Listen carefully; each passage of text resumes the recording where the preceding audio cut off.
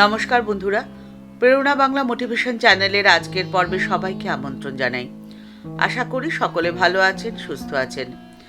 জীবনে ব্যর্থতার মধ্যেই থাকে সফলতা। আপনি যত বেশি ভুল করবেন, যতবার ভুল করবেন, ধীরে ধীরে আপনার দাম ততই বেড়ে যাবে। ঠিক তেমনভাবেই প্রত্যেকটি সমস্যার মধ্যেই থাকে সমাধান। আপনার জীবনের সমস্যা যত বেশি হবে, আপনি জানবেন যে ঈশ্বর আপনার সাথেই রয়েছেন। কিন্তু কিভাবে, সে কথাই আজকের পর্বে আপনাদের সাথে শেয়ার করে নেব। তাই ভিডিওর শেষ পর্যন্ত থাকার অনুরোধ রইল। আর এই ভিডিওটি দেখার পর এই ভিডিওর উপস্থাপনা যদি আপনাদের ভালো লেগে থাকে, তাহলে তা অনেকের মধ্যে শেয়ার করে দেওয়ার অনুরোধ রইল। এই ভিডিওর নিচে একটি থ্যাঙ্কস অ্যাপের বাটন রয়েছে। সেই বাটনটিতে যেমন ইচ্ছে, যেভাবে ইচ্ছে ক্লিক করে আমাদের এই ছোট্ট চ্যানেলকে এগিয়ে নিয়ে যেতে আপনি আমাদের পাশে থাকতে পারেন।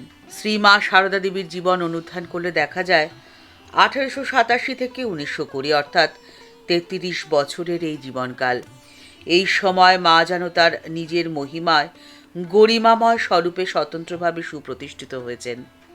এই সময় মা যেন অহংকার ভরে, দর্প ভরে বলতেই পারেন, একই বাহং জগত্তত্র দ্বিতীয়া কামামা পড়া, অর্থাৎ এই জগতে আমি একচ্ছত্র সাম্রাজ্ঞী, ব্রহ্মশক্তিরূপে আমি একাই তো আছি।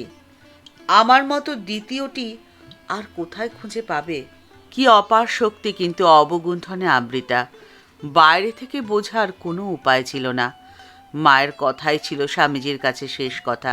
ঠাকুরের লীলাসঙ্গিনী হয়ে মাই মর্তধামে এসেছিলেন।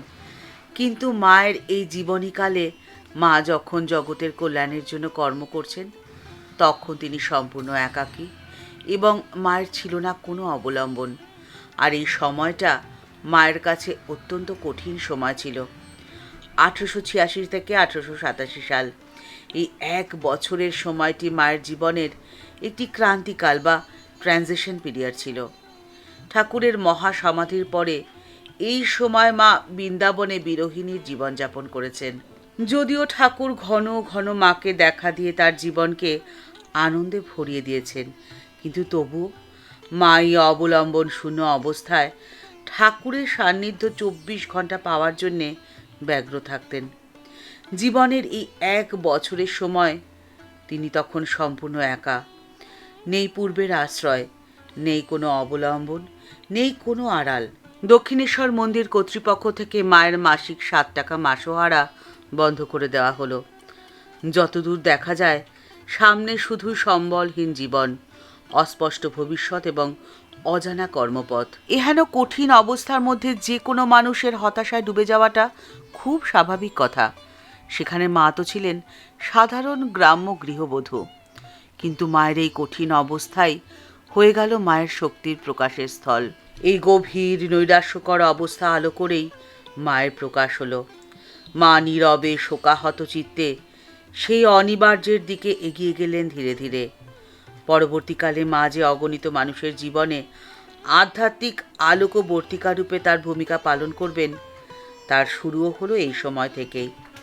ঠাকুরের প্রত্যক্ষ নির্দেশে যোগীন মহারাজকে মন্ত্রদীক্ষা দিলেন মা।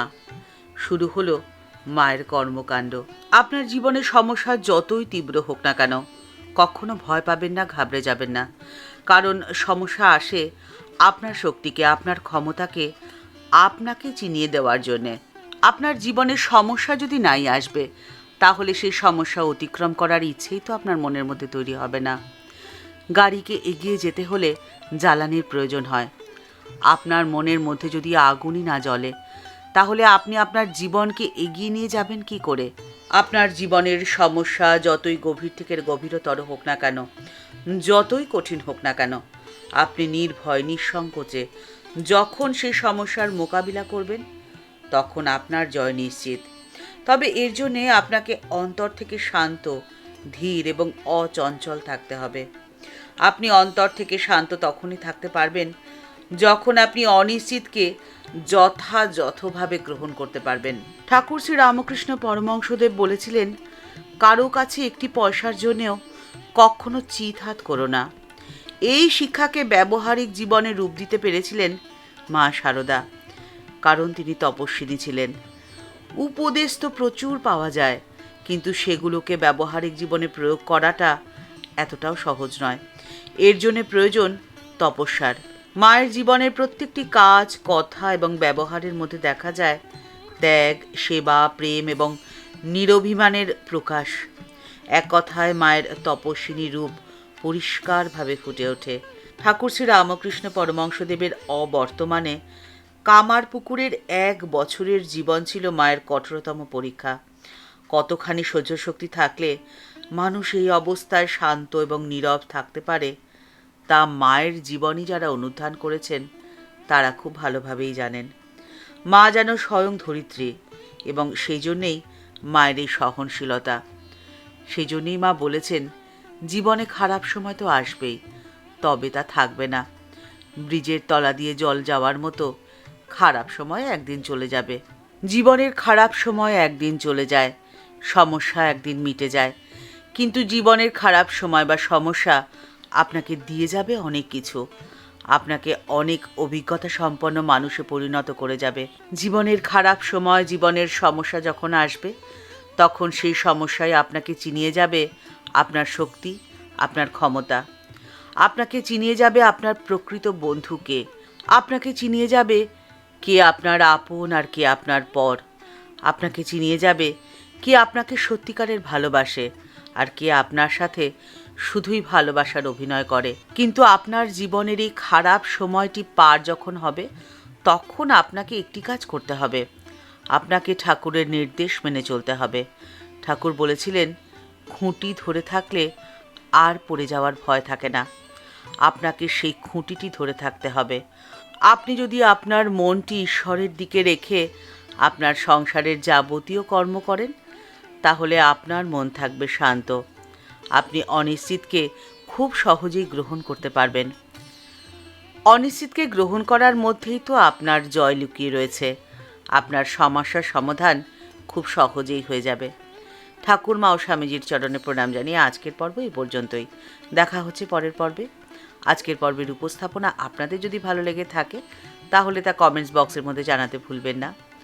আর এই পরিবারকে ভালোবেসে যারা এই পরিবারের সদস্য হয়ে গেছেন, তাদের জানাই ভালোবাসা, শ্রদ্ধা ও প্রণাম। কিন্তু যারা এখনও এই পরিবারের সদস্য হননি, তাদের কাছে বিনীত অনুরোধ রইল, এই চ্যানেলটি সাবস্ক্রাইব করে বেল বাটনটা ক্লিক করে দিয়ে অল বাটনটিতে ক্লিক করে দেওয়ার জন্যে। তাহলে এই চ্যানেলের ভিডিও আপলোড হওয়ার সাথে সাথেই আপনার কাছে নোটিফিকেশান চলে যাবে। সবাই ভালো থাকবেন, সুস্থ থাকবেন। দেখা হচ্ছে পরের পর্বে। নমস্কার।